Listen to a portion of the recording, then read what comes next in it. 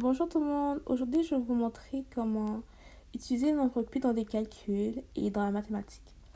Alors, pour commencer, le nombre pi, il faut savoir que le nombre pi est une valeur irrationnelle, ce qui signifie que c'est une valeur qui est infinie et qui, avec un nombre infini de décimales, qui n'a pas de suite logique.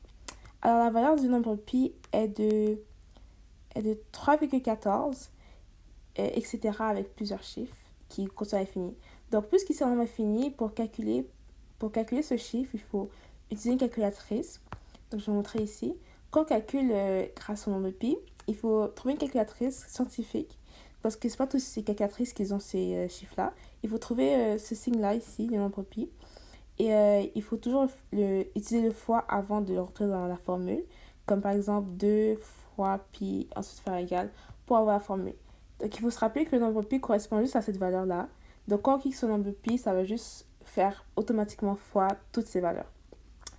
Alors c'est majoritairement utilisé dans les calculs comme pour calculer la circonférence d'un cercle ou l'aire d'un disque. Je vais vous montrer des exemples ici. Et ici, on a un cercle que j'ai créé. Et il faut juste voir ici que la circonférence correspond au périmètre du cercle, ce qui veut dire tout le contour.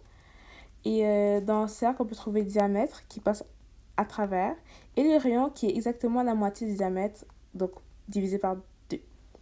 Ici, j'ai créé un rayon de 5 cm. Alors, pour continuer,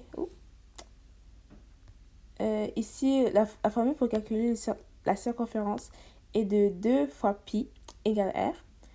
Et on a la circonférence ici. Donc, on va juste faire 2 fois 5, puisque notre rayon égale 5. Et si on va plus rapidement, on peut se rappeler que 2 fois 5 égale 10. Donc, c'est 10 fois pi. Et sur la calculatrice, après, on va faire 10 fois pi sur la calculatrice. Et ça nous donne environ 31,45 cm. Alors, maintenant, on va calculer l'aire d'un disque. Ici, on a un disque. Il faut se rappeler que le disque, ça correspond justement à l'aire du cercle, du disque. Et une fois que c'est l'aire, on appelle ça un disque. Donc, on va calculer tout l'espace à l'intérieur d'ici. Et la formule pour calculer l'aire du disque est différente cette fois-ci. Cette fois-ci, c'est pi fois r carré.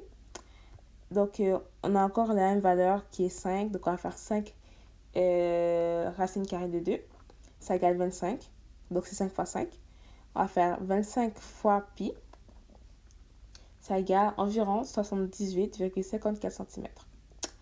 Alors, voilà tout le monde. Maintenant, vous savez comment calculer la circonférence d'un cercle et l'aire du cercle, donc d'un disque. Et j'espère que cette vidéo vous a été pratique.